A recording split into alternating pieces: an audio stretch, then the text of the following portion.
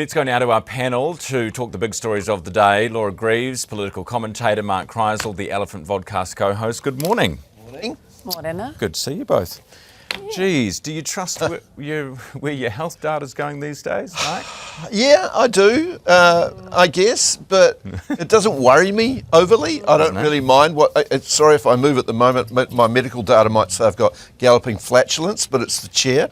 But I don't. I'm not too worried about my stuff getting out. I'm kind of relaxed, and I kind of think people have reached a point where you know that a lot of your stuff that goes online could quite easily be hacked at some time. I think we're starting to realise that's a real thing.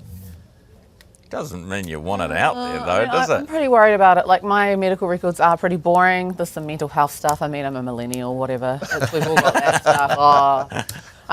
But, you know, like, whatever. But it's like, I do know people who do have the more sensitive files, like when, like, maybe, you know, there's cases of, like, sexual assault between family members and those sorts of bits and pieces. And that was, of course, in the press around the Manage My Health data leak, whatever it was, the hack then. So there are people that do have those really sensitive files, and I mean, that's just heartbreaking. That's going to actually re-traumatise a lot of people, where they actually get a visceral trauma reaction. So we've got to kind of think of that group, and also think of the scammers, because, like, I know of someone who got a text the other day, a cancer survivor who got a text the other day about genetic testing, and they were asking me, as someone who's a bit more in data politics, do a lot of research around data, is this real? What do I need to do? And people do need to be really wary of scams, especially some older people, and just kind of thinking about, like, you know, information literacy is kind of important as to who could be a scammer, and just be sus.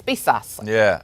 Is the message. It's sad, isn't it? Yeah, it's very concerning. But I don't know if there's any protection whatsoever at the moment. It seems like everything is able to be cracked. One of the things that worries me is so much of what we have is up in the cloud. And that seems to be susceptible to all sorts of things, you know, a terrorism attack or a targeted cyber attack from another unfriendly country.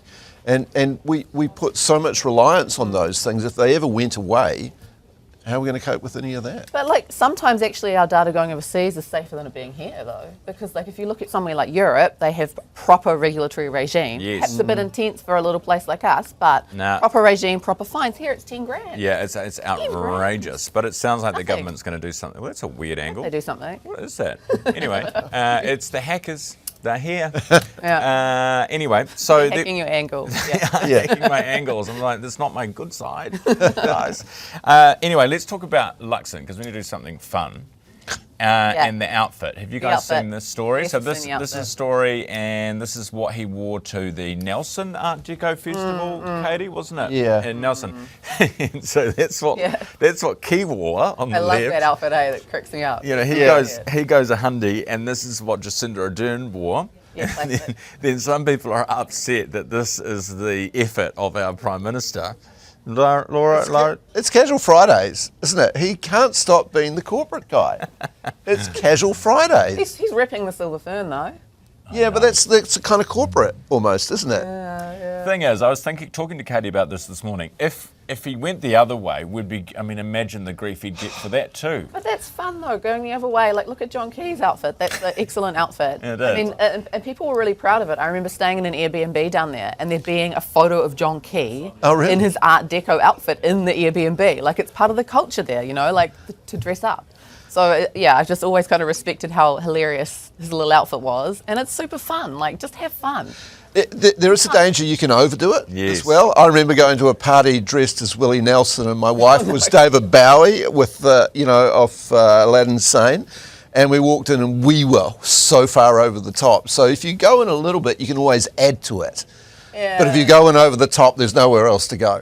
And you've also, like with Key, if you're really popular already, you have the confidence to do something like that, don't you? Yeah, he's very good at that. You know? Just a silly guy. Whereas if you're he's struggling, isn't he? Let's be honest. He's struggling in popularity, and I guess wouldn't matter what he did, he's going to cop it. Yeah, I think that's true. Chippy would look cute in a little outfit like John Key's. He would carry that off. With the dirty dogs? He'd put his little hat on and he'd run around, wouldn't he? Surely he would. Yeah, he would. Surely. Finally, vaping. We just spoke to Robert Beagerhole about this, but the vaping, I mean, it's good because it's a good story, Robert says, because vaping is better for you than smoking. So if you don't vape, don't start. But if you smoke, then vaping's better.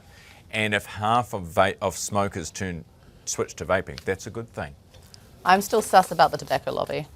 That's my position on this. Still sus about that. Like, what are they doing? How are they getting in there? I mean, we had the Casey Costello story, what was it, almost 2 years ago? And we haven't really gone back to it. So what have they been doing with their millions of dollars of government relations money in the meantime? Yeah, but we can't argue. I mean, yes, that is one thing, but we need to put that to a side and say, this is Robert Beaglehole, respected, trusted, famous, not, name written on a building in Victoria, not funded by Big Tobacco, saying this. So I think, we can walk and chew gum. I mean, you've got to be careful. The problem is that we've got a lot of young people who've never smoked picking up vapes, and we have the highest vaping rate in the world, which is unbelievable. Do we? Yeah, I mean, we've just in America and Mexico and places like that a couple of months ago, you hardly see anybody vaping.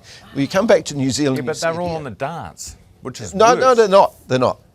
They're not. What, no one in America or Mexico I don't smokes? say no one, but you don't see very many people doing it. But I think there's a danger. We don't know what the consequences of vaping are going to be. It's too early in the game. And I mean, we've had those situations. Remember party drugs, the party pills and things like that? They brought all that stuff up, and then we had that fallout with that horrendous fake marijuana and all the death. That's right. So I think you do have to be a little bit careful. I mean, I know, are we just replacing one addiction for another, and we don't know what the consequences of that'll be? Yeah, true. Hey, good to see you both this morning. Thanks for being with me. That's our panel for this morning. Mark Crysell, the Elephant Vodcast co-host, and Lara Greaves, political commentator.